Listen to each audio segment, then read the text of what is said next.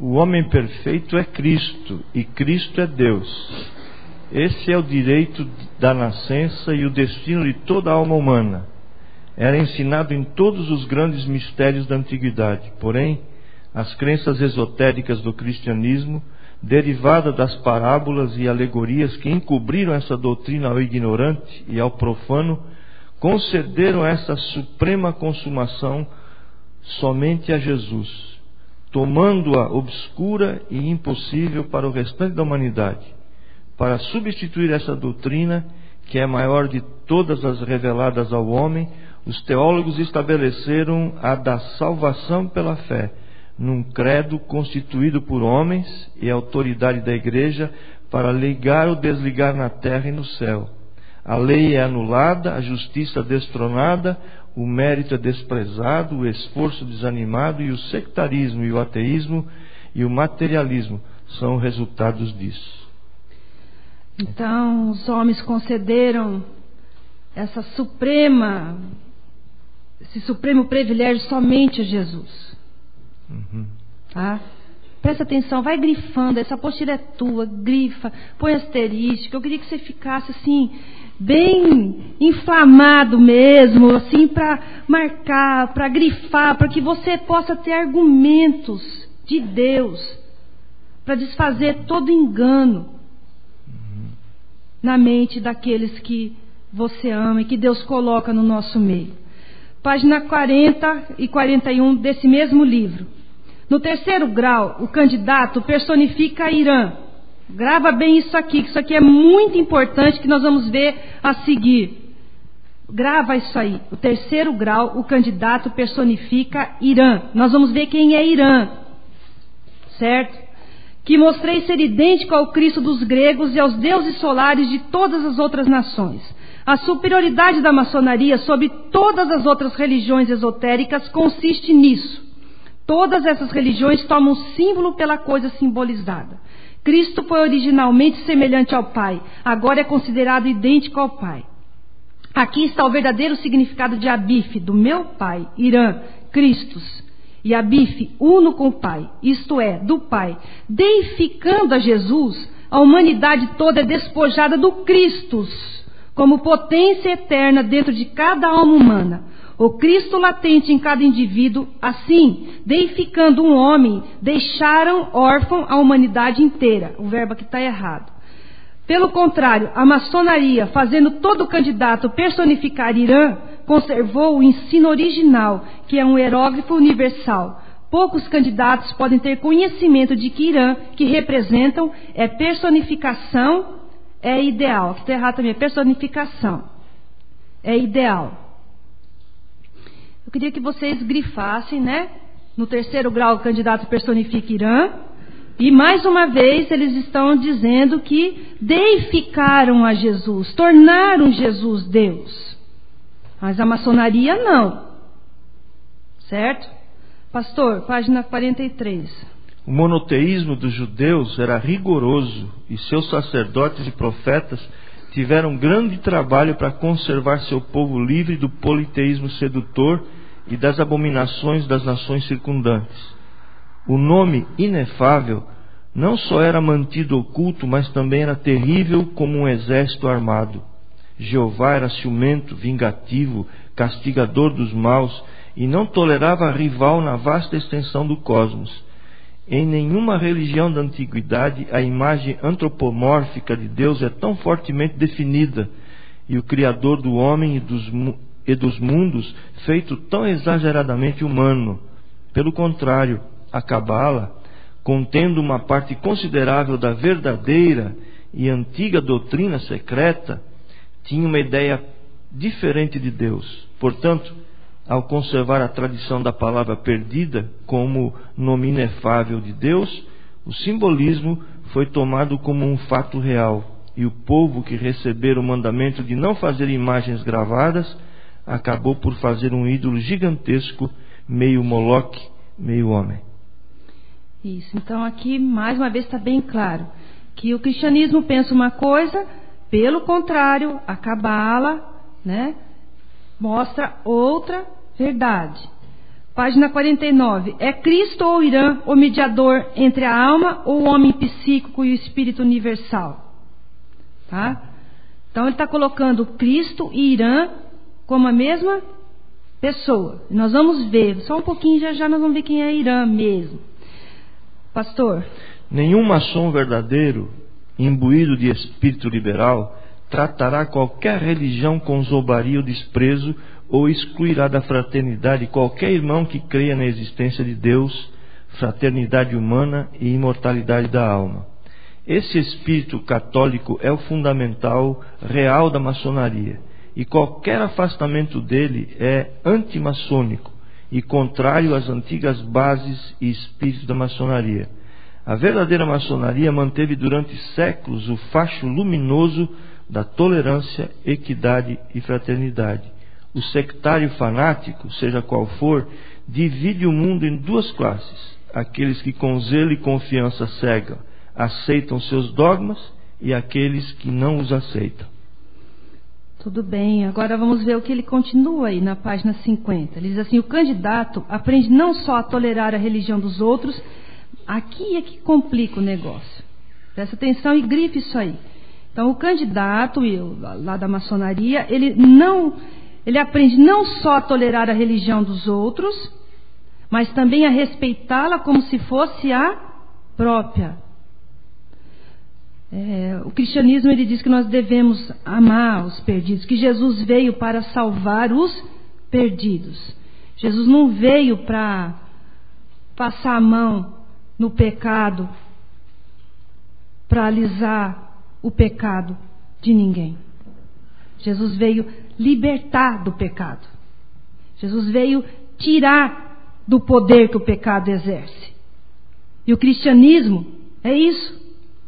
Se você tem o Espírito de Deus se movendo dentro de você, você vai ver um espírita e você vai amar. Só que você não vai tolerar o espiritismo dele. Você está convivendo com um maçom, lógico que você respeita e ama aquela vida.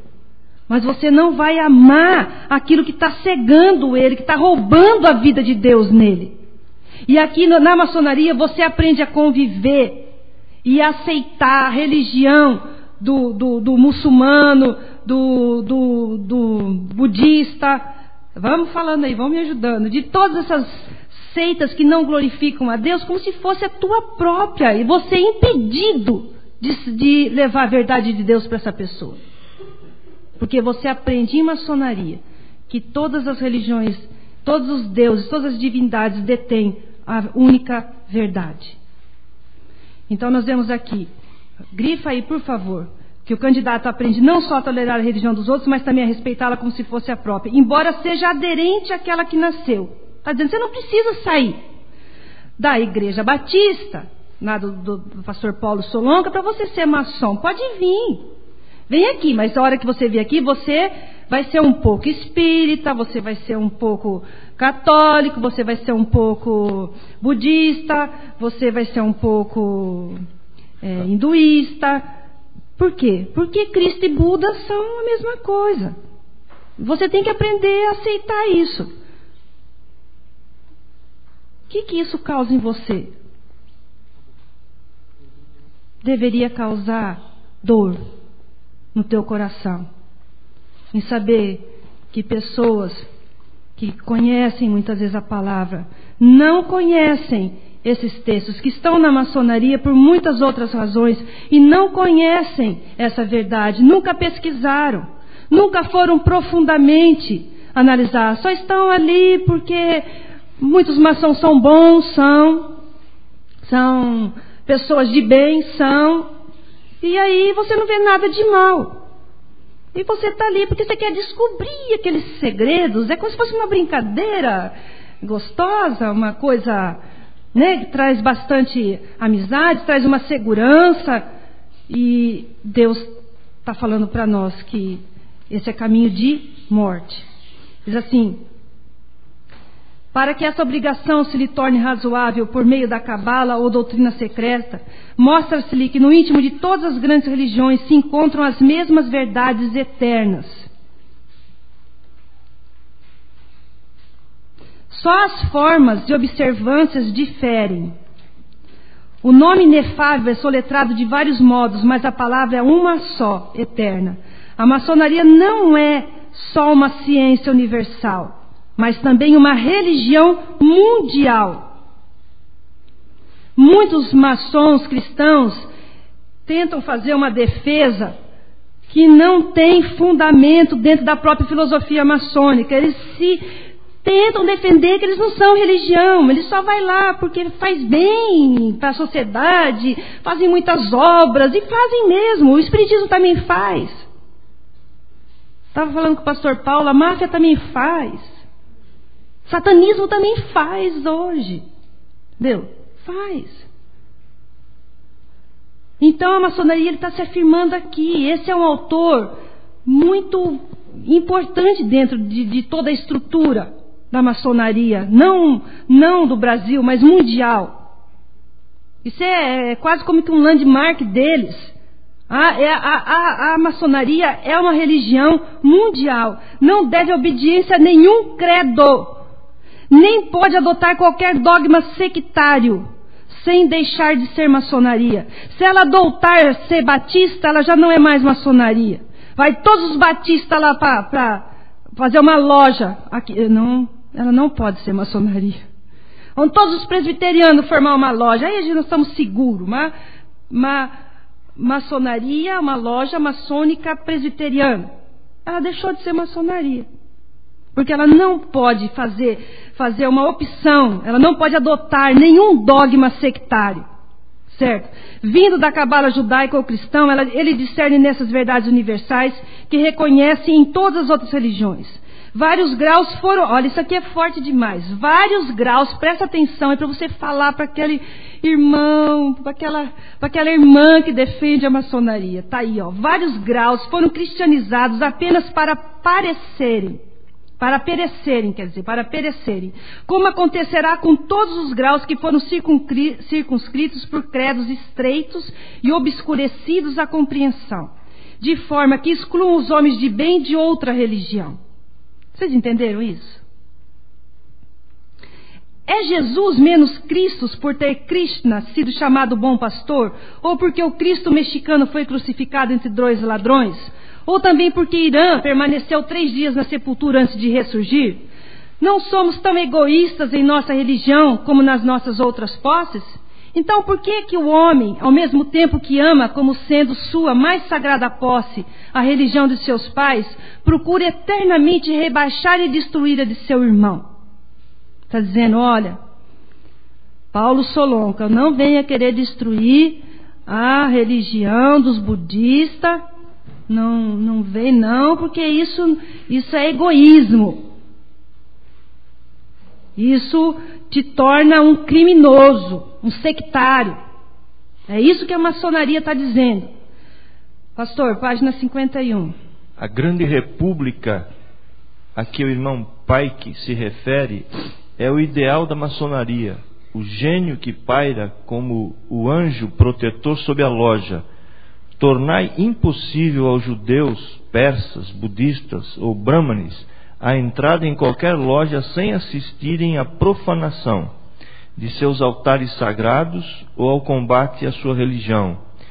E ao anjo encobrirá sua face e se retirará dos altares de antemão profanados pela falta de fraternidade. Misericórdia! Então, vocês entenderam isso aí? Albert Pike é o papa da maçonaria. Ele é o Calvino para os presbiterianos, ele é o Lutero para a reforma protestante, ele é o pai de toda a nossa contemporânea, nossa maçonaria. E ele está dizendo isso, se você tornar impossível para judeus, budistas, persas, brahmanes, assistirem os seus altares profanados, o anjo sairá dali. O anjo encobrirá a sua face. Ele tem que ver o altar do protestantismo profanado, porque senão isso é falta de fraternidade. Ele tem que deixar que o budismo se misture com o cristianismo. Estão entendendo? Tá? Então ele está falando que isso é falta de fraternidade quando essa mistura não acontece. A maçonaria, pode continuar, pastor. A maçonaria é a religião universal porque abrange todas as religiões e o será enquanto assim fizer. É por essa razão e unicamente por ela que é universal e eterna. Então Pike, Albert Pike, que é o Papa da maçonaria, que é o Calvino, que é o Lutero do protestantismo, ele está dizendo que a maçonaria é religião universal. É uma religião, certo? Então, quando alguém falar para você que maçonaria não é religião, você diz, vai pesquisar, porque o Albert Pike, que é um dos mestres supremos da maçonaria, ele afirma em toda a sua literatura que a maçonaria é uma religião universal. Tá? Página 98, ele diz assim: como pode o cristão dizer que a sua religião é única e verdadeira? Isso é tolice, é pretensão, sendo também contrário ao cristianismo. Pastor, que não tem o que falar. A lei fundamental da maçonaria exige apenas a crença no supremo arquiteto do universo e numa existência futura, afirmando ao mesmo tempo, com uma tolerância particular, que em todos os outros assuntos da crença religiosa, os maçons devem ter apenas a religião na qual todos os homens estão de acordo, deixando-lhes suas opiniões particulares. Sob o abrigo deste sábio conselho, os cristãos e judeus, os maometanos e os brahmanes podem unir-se ao redor de nosso altar comum, e a maçonaria se torna, tanto na prática como na teoria, universal. A verdade é que a maçonaria é incontestavelmente uma instituição religiosa. A sua religião sendo de natureza universal, em que todos os homens concordam e que, transmitida através de uma longa sucessão de séculos, desde o antigo sacerdócio, que primeiramente a ensinou, abraça os grandes princípios da existência de Deus e da imortalidade da alma, princípios que, pela sua linguagem simbólica particular, conservou desde a sua fundação, e ainda continua a ensinar pelo mesmo belo modo. Isso, mais uma vez, eles se afirmam como religião. Página 93. A franco-maçonaria não pretende intervir nas opiniões religiosas de seus membros. Apenas pede a declaração da simples fé universal em que os homens de todas as nações e crenças estão de acordo. A crença em Deus e na providência reguladora e vigilante. Ela não se aventura a ir além, deixando as mentes dos discípulos nos pontos discutidos e opiniões sectárias inteiramente desembaraçadas. Essa é a única qualificação religiosa necessária para o candidato. Porém, é puro teísmo, no qual os seus membros exortam suas opiniões particulares. Porém, não lhes é permitido introduzir-a na loja, ou relacionar a sua veracidade ou falsidade com a verdade da maçonaria. Mais uma vez, eles colocam o sectarismo muito mais importante, muito mais de peso do que a apostasia, a qual eles conclamam que todos os maçons se sujeitem. Pastor. Os preceitos de Jesus não poderiam ser obrigatórios para um judeu. Um cristão não negaria as sanções do Alcorão. Negaria, ele está dizendo. Um cristão negaria as sanções do Corão. Um maometano rejeitaria as leis de Moisés. E um discípulo de Zoroastro se afastaria de todos por causa dos ensinos do seu Zendavesta. Portanto, a lei universal da natureza, que os autores das antigas ordenações denominarem convenientemente de lei moral, porque é, como observa Canibert, uma perfeita coleção de todas as doutrinas e preceitos morais que possuem uma base na natureza e razão das coisas. É a única lei apropriada em todos os povos para ser adotada num código maçônico. Isso. Vocês estão entendendo qual é o código maçônico? Tá? Que todas as divindades, todas os deuses eles são, na essência, um só. Pode modificar a forma, mas na essência eles são um só. Página 95, diz: tão ampla é a religião da maçonaria e tão cuidadosamente foram excluídas dela as doutrinas sectárias, que o cristão, o judeu, o maometano, em todas as suas numerosas seitas e divisões, podem combinar e se combinam harmoniosamente em seu trabalho moral e intelectual, como o budista, o parsi, o discípulo de Confúcio, e que adora a Deus sob qualquer forma que seja. Está falando que coisa linda que é a maçonaria. Ela abriga no seu seio todas as doutrinas, tá? E ela exclui dela todas as doutrinas sectárias, né? Então você tem que aceitar mesmo. Página 95, pastor. 95, isso. Tão ampla é a religião da maçonaria? Não, essa eu li. Agora 223. E por que é que isso é verdade? Porque o Vishnu da Trindade Bramânica, a Ísis do Egito e o Espírito Santo dos cristãos, simbolizados na Igreja Católica Romana pela Virgem, representam o princípio materno de todas as coisas vivas no universo.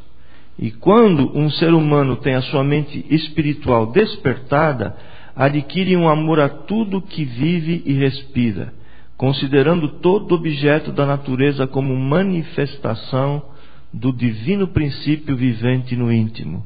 Deus está em tudo, e seja qual for o altar de adoração, Deus está presente. Eu não sei vocês, mas quanto mais eu leio, mais senhora eu vou ficando. Muitas vezes eu fico assustada. Vamos lá, página 97. É um lindeiro que um livro da lei deve constituir parte indispensável do aparelhamento de toda loja.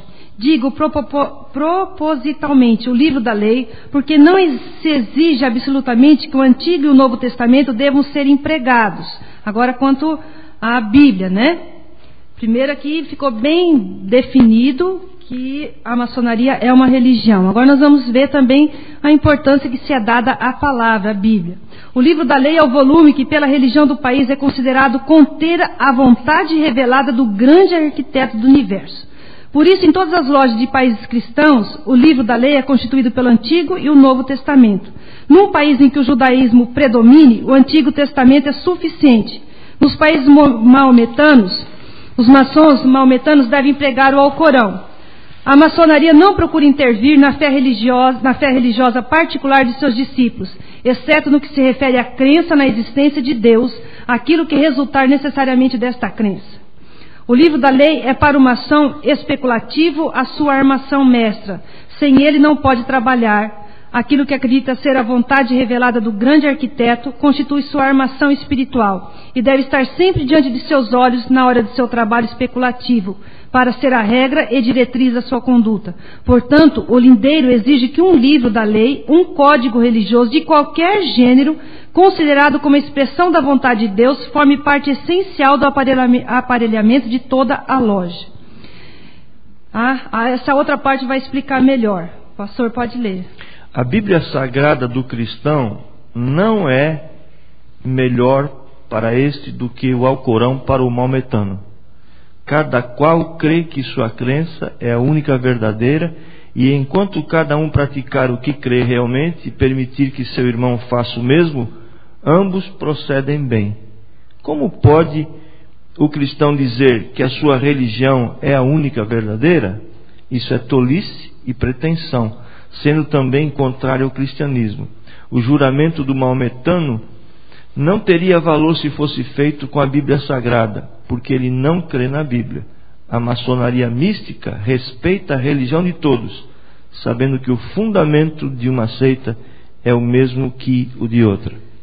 Bom, vamos dar uma paradinha aqui. Se a maçonaria é uma religião, como eles se afirmaram, mas não é cristianismo, eu queria que você pensasse o que ela é então. Ela se afirma como religião, não se afirmou? Nós não lemos? Os livros estão ali. Aí, se vocês quiserem, nós vamos ter mais. Se afirmou como religião, mas também se afirmou que ela não é cristianismo. Então, o que ela é? Eu queria que você pensasse. Pode um cristão pertencer a duas religiões? O senhor permite, pastor? Não. Não pode ir lá no espiritismo? Ninguém pode servir a dois senhores. Isso, não pode. Então por que muitos pastores, mestres de escola dominical, de evangelismo, são maçons?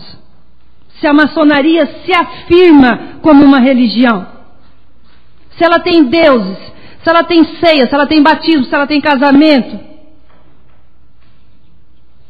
por quê? Nós temos que pensar. Aqui também nós vemos que há uma salada de deuses aí que você tem que aceitar como fosse seu. Você não gosta de abobrinha, mas você tem que comer abobrinha. Estão entendendo?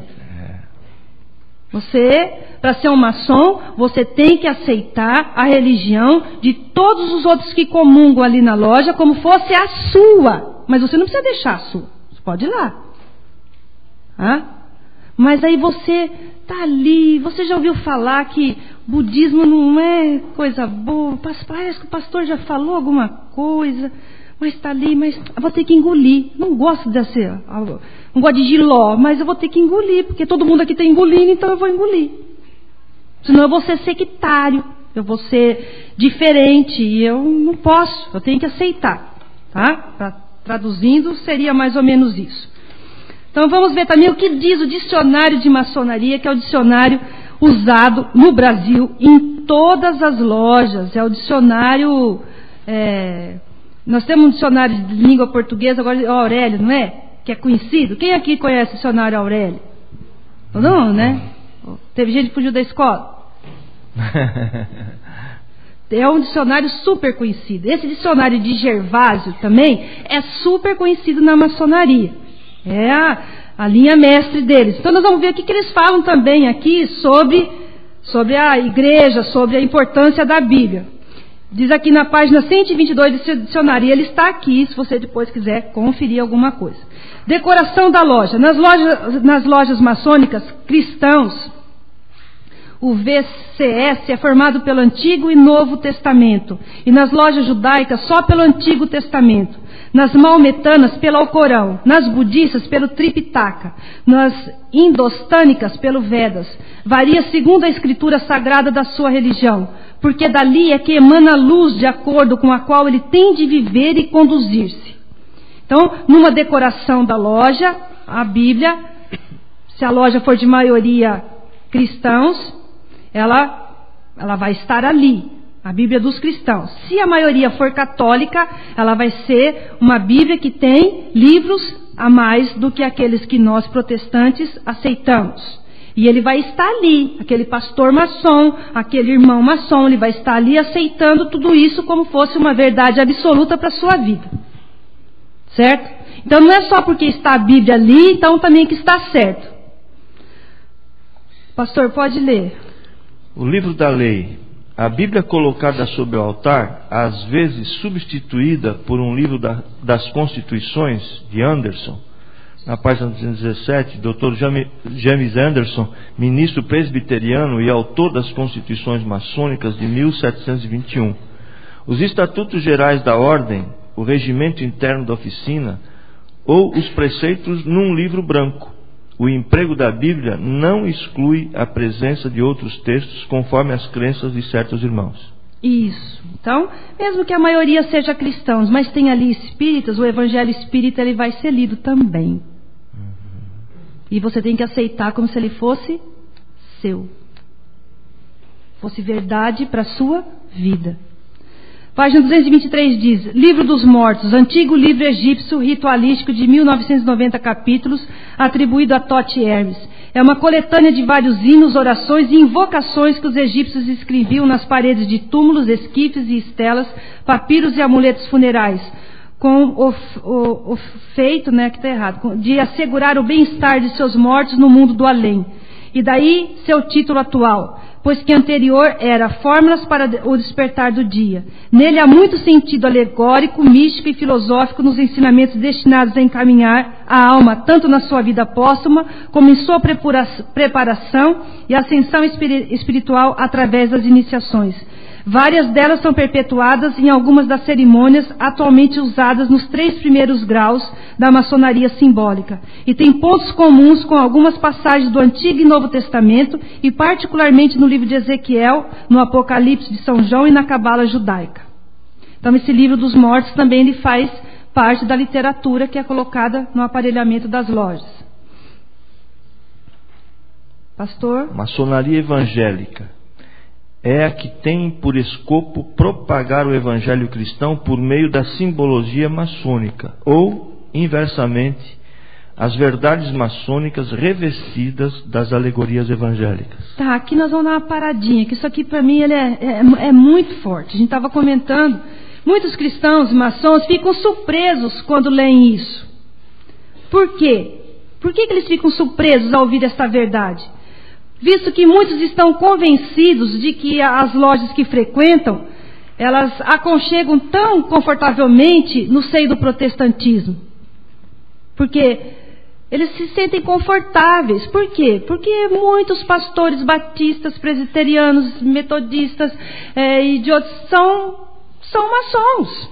Então, eles estão confortavelmente assentados de que a maçonaria ela é evangélica. Certo? Infelizmente, 99% dos maçons são ignorantes da sua própria arte. Eles não conhecem. Não conhecem a parte filosófica, profunda. A maçonaria é apresentada em camadas. Camadas que cada vez vão ficando mais profundas. Então, é como se você comprasse ali num livro de um ex-maçom, que ele diz que a impressão que a maçonaria dá é que você compra uma casa sem nunca ter visto. Sem ter visto se tem banheiro, se tem os cômodos que você quer. Então você compra, paga e só vai conhecer depois. Aos pouquinhos. Aos pouquinhos. Então a maioria dos maçons são ignorantes da sua própria arte. Ou por serem preguiçosos demais para investigá-las por si mesmo, ou porque estão ocupados demais. Agora, infelizmente, conhecendo e tendo contato com muitos, a gente sabe que muitos maçons não sabem aonde eles estão se inserindo. Eles não sabem. Eles estão atraídos por N propostas que os seduzem, mas eles, por estarem nessa correria do dia a dia, ou por serem intelectualmente preguiçosos mesmo, não procuram se aprofundar e saber. Aí a gente tem ali na palavra o que Deus diz lá em Oséias 4:6, ele diz assim: o meu povo está sendo destruído porque lhe falta conhecimento. E aí a palavra de Deus vai direto aonde? No sacerdote. Porque tu, sacerdote, rejeitaste o conhecimento. Também eu te rejeitarei para que não seja sacerdote diante de mim. Visto que esquecestes da lei do teu Deus, também eu me esquecerei de teus filhos. A responsabilidade de um sacerdote em levar a verdade de Deus para as suas ovelhas é muito grande diante de Deus. Eu louvo a Deus pela postura do pastor Paulo. Enquanto muitos pastores têm medo de confrontar, porque a maçonaria, ela de certa forma detém o poder, muitos pastores se amedrontam e se escondem e vão vendo a sua igreja, os seus amados, a sua ovelha sendo destruída. E Deus não se agrada. Então nós vamos... Vocês querem continuar lendo? Deixa eu sugerir uma coisa. Vou aproveitar que o cabo está aqui. Está cumprido. Para dar um pouquinho de folga para a família. Ver o cabo aqui.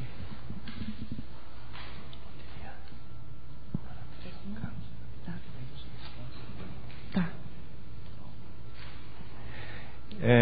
Para dar um pouquinho de descanso para ela, né? Daqui a pouquinho nós vamos ficar um pouquinho em pé também, dar uma... Eu queria dizer para vocês de que o que ela acabou de falar agora, não é?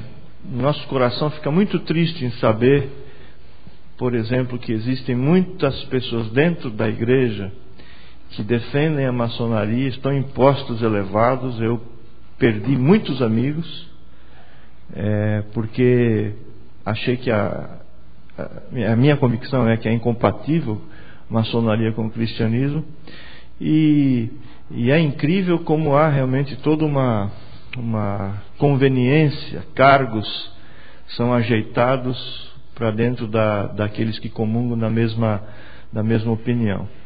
E eu louvo a Deus porque algumas pessoas têm realmente sido alcançadas por essa libertação que vem com o conhecimento, como está sendo dito aqui.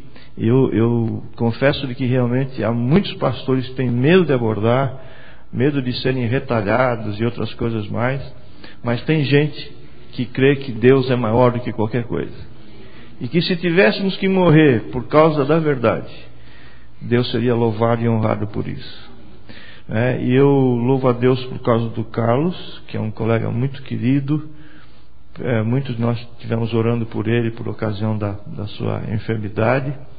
E eu falei para ele desse simpósio que ia ter aqui, e ele falou: eu quero ir lá para aprender um pouco. Mas eu gostaria que ele viesse aqui também e desse uma pequena palavrinha. Ele foi maçom, chegou até ser mestre, e eu queria que ele explicasse por que ele saiu, o que o motivou a sair, para vocês não entenderem que o que nós estamos dizendo aqui é apenas, eu diria assim, uma teoria, não é? Você tem aqui uma pessoa que corajosamente decidiu abandonar por achar que realmente ele deveria seguir só a Jesus Cristo. Eu queria dar então para ele esse tempo. Depois disso nós vamos ter um pequeno intervalo. Muito obrigado. Quero agradecer ao pastor Paulo, a irmã Miriam, sua esposa, a oportunidade de estar com os irmãos aqui da igreja, da primeira igreja. E esse assunto para mim ele é extremamente importante, porque, como o pastor Paulo disse, eu fui enredado antes do meu novo nascimento. Eu me tornei maçom nos idos de 69, 70, recém saindo da universidade, convidado por um grande amigo de infância, e o aceno de toda essa mística, esse mistério, né, me atraiu, e eu, como não tinha nenhuma outra referência, não conhecia Deus, o Deus vivo, me deixei levar e lá iniciei, participando inicialmente como nos primeiros graus. A maçonaria, ela é uma entidade extremamente atuante, né? E eu tenho uma opinião com relação à maçonaria, que é uma forma que o diabo usa para escarnecer da igreja de Deus. Porque eles criaram toda uma sistemática, inclusive o tratamento de irmãos, né? Onde são chamados de irmãos. Você chama de irmão um espírita, um Seishonoye, e tudo isso, budista, umbandista, e os graus esotéricos, onde você tem lá as práticas espíritas declaradas, né? Então a maçonaria é um escárnio do diabo, tenta fazer um escarnecimento da igreja. E eu me envolvi, não conhecia Deus, como disse, me envolvi, fui crescendo, cheguei ao grau de mestre maçom. Conheci parte dos segredos da ordem, né? E graças a Deus, porque esse processo de ter muita gente da igreja, muitos pastores, líderes na maçonaria, isso para mim foi uma grande pedra de tropeço. Porque quando eu me converti, eu já era maçom, como eu disse, e eu estava numa igreja de uma denominação metodista, e eu me lembro que a primeira oferta que eu fiz o meu cheque de oferta e botei lá os famosos 3 pontinhos, que todo mundo conhece, né? Tem alguns que usam e não sabem para que serve, né? Mas é bonitinho, né? Botar até 3 pontinhos assim. E aí eu botei os 3 pontinhos lá, assinei, entreguei para o tesoureiro. Ele olhou o cheque e eu vi que ele saiu, foi para o gabinete do pastor, e os dois confabularam lá. Aí ele chegou, os dois vieram falar comigo. Aí eles chegaram e disseram assim para mim: está tudo justo e perfeito? Que essa é uma identificação que o maçom faz para se identificar. Se alguém chegar para você e falar está tudo justo e perfeito, se você falar em ambas as colunas, fechou. Aí somos todos irmãos. Vamos em frente. E ali, pastor maçom, tesoureiro da igreja maçom e outros tantos que eu conheci, para mim aquilo não tinha nada a ver. Não era incompatível, né? E convivi com aquilo durante muitos anos. E foi interessante porque Deus, e somente Deus, usou a de misericórdia para comigo e começou a me tirar de lá. E foi uma ação sobrenatural, irmã, porque eu comecei a ter, contei já essa história ao pastor Paulo, a reunião em loja. Eu pertencia à loja Flor de Lis, da grande loja do estado de São Paulo, era lá de São Paulo, né? E a reunião em loja era toda segunda-feira. E eu tinha a minha clínica, e da clínica eu já ia direto para a loja. E começou a acontecer um fato interessante, porque toda segunda-feira, no início eu não me dei conta disso, uma segunda-feira eu fui e comecei a ter uma tremenda dor de cabeça. E fui para lá com aquela dor de cabeça, chegando mais cedo, e tinha uma cantina onde todo mundo ali jantava, aquela confraternização, e aí cada um ia para a sua loja. É um prédio com muitas lojas, né? E eu ali, aquela dor de cabeça, um mal-estar, e fui embora para casa, tomei um comprimido, passou. Na semana seguinte, segunda-feira, à tarde, começou a doer a cabeça de novo, dor de cabeça, chegou à noite, aquela dor de cabeça, entrei naquele ambiente, aquela coisa piorando, e saí e tomei um comprimido. Na terceira semana eu falei: puxa, mas parece que está sendo uma coisa toda terça, segunda-feira. E assim foi durante quase um mês. Toda segunda-feira eu comecei a me sentir muito mal. E mesmo no ambiente de loja, a loja tem todo um trabalho ritualístico, simbológico, uma simbologia muito grande. E numa das segundas-feiras estava sendo feito um trabalho de companheiro maçom, que é um segundo grau da maçonaria. Eu estava sentado ocupando um cargo em loja, e eu estava ali, aquela sensação horrível, uma coisa assim, eu não estava entendendo o que estava acontecendo. E de repente eu senti assim uma convicção que eu estava no lugar errado. E aí eu orei, eu falei: Senhor, eu não sei se o Senhor está querendo falar comigo, eu não estou entendendo, mas se é alguma coisa que está errado, fala comigo, que eu quero te obedecer. E estava orando, e os rapazes lá, as pessoas, eu não vou dizer os irmãos, né? Aquelas pessoas lá da loja estavam ali fazendo o trabalho, e eu orei assim e pedi: Senhor, fala comigo que eu quero entender. E quando eu acabei de orar, eu sintonizei o som que estava sendo falado, e no ritual daquele grau havia uma pergunta assim: o que nós estamos buscando? Porque o maçom, um dos aspectos da maçonaria é que eles procuram dar ênfase no crescimento do homem, lapidar a pedra bruta, o maço e o cisel, crescimento do homem, essa aceitação de todas as religiões, né? Um crescimento da evolução espiritual. E eu acabei de orar, sintonizei e ouvi a pergunta: o que estamos fazendo aqui? E o outro respondeu: estamos em busca da verdade. Foi a resposta do guia, do guia que estava sendo lido. E eu não quero dizer que eu ouvi a voz do Senhor, mas eu ouvi. O Senhor disse: eu sou a verdade, meu filho, o que é que você está fazendo aqui? E ali me deu tamanha convicção, eu fiquei com vontade de levantar e sair correndo. Só não fiz porque ia dar uma confusão muito grande. Mas terminou aquela reunião, eu me despedi daquelas pessoas e nunca mais pisei numa loja maçônica. Não foi fácil, o processo foi muito difícil, porque a primeira atitude minha foi não ir mais. Aí começaram a me procurar. A segunda atitude foi não pagar mais. E a gente paga caro para ser maçom, né? Na igreja a gente faz apelo para as ofertas, lá é compulsório, você tem que pagar, o tesoureiro vem, você faz o cheque e é caro.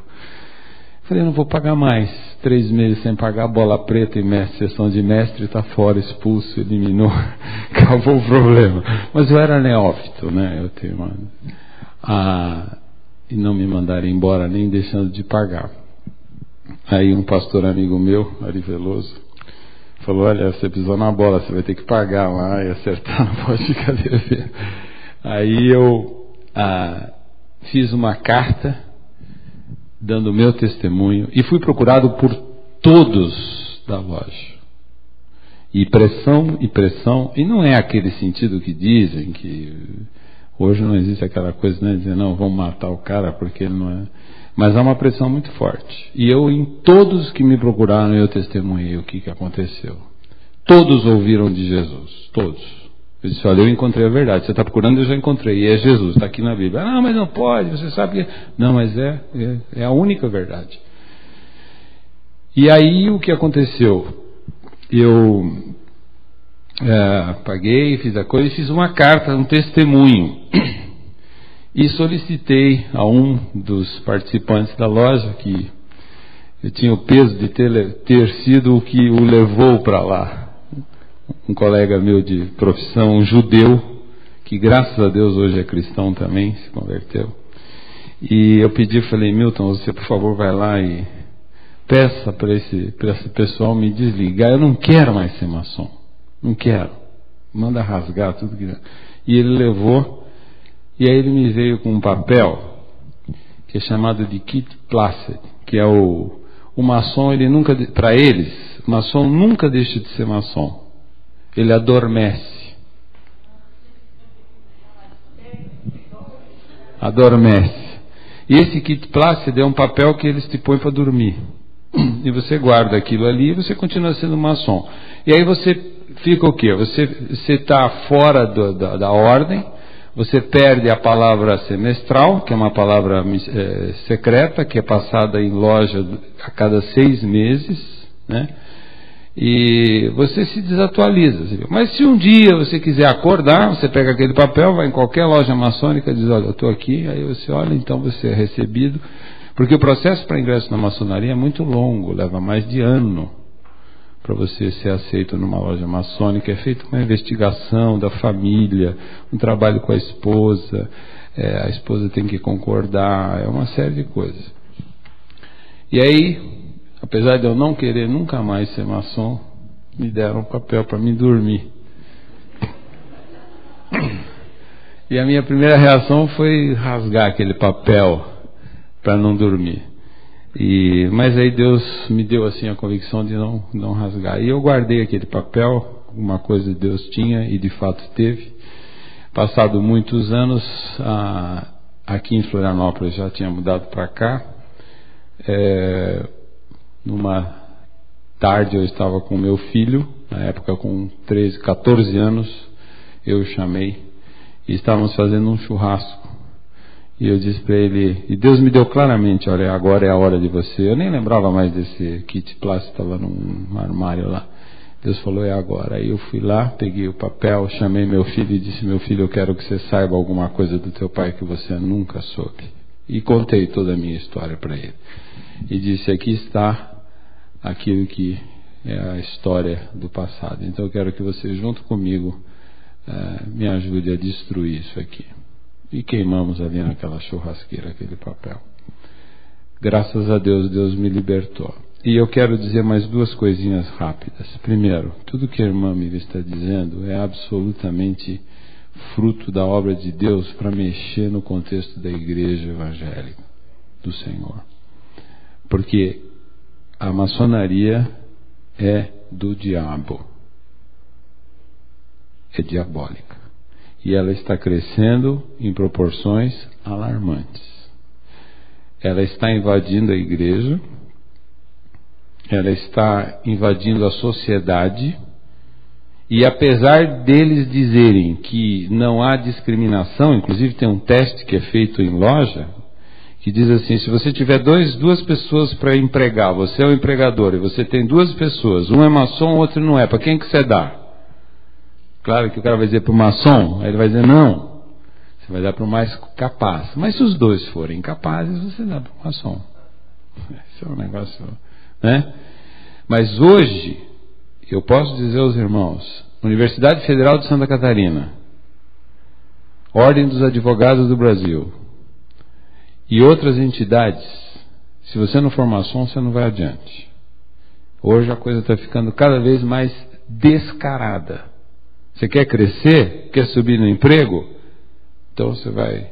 Então a pressão é muito forte e nós precisamos estar firmes. Por isso que eu dou graças a Deus e quis estar aqui para conhecer os irmãos, a irmã, nesse trabalho, nessa pesquisa e dar essa palavra de estímulo aos irmãos aqui, porque o engano, ele é muito sutil, sabe?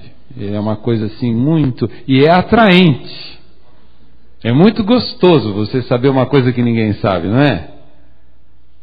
Você chegar e dar aquele toquezinho assim na mão, né? Nós como pastores, a gente vai às vezes pregar numa igreja, fica no final no culto ali, aquelas igrejas têm essa maneira de ser, né? Termina o culto, vem todo mundo cumprimentar o pastor, olha, todo mundo, e quanta gente dá o sinalzinho ali da garrazinha, né? E é gostoso você saber uma coisa, saber que você pode pedir socorro publicamente assim, se você estiver lá no meio do Vietnã, lá você faz. O pai do meu amigo que me levou à maçonaria foi retirado do paredão de fuzilamento porque ele fez um sinal de socorro. Ele ia ser fuzilado ele era partigiani italiano, tutti buona gente, e o alemão ia passar fogo nele. E ele foi para o paredão e disse: eu quero ser fuzilado com as mãos livres e sem nada nos olhos. E aí puseram ele no paredão, ele fez o sinal de socorro e o oficial alemão era maçom. Tirou ele dali, falou: tá aqui minha arma, me dá uma cacetada e some daqui. A maçonaria está acima das diferenças nesse nível da guerra. Então a coisa é muito séria. Por isso que eu digo, é o diabo.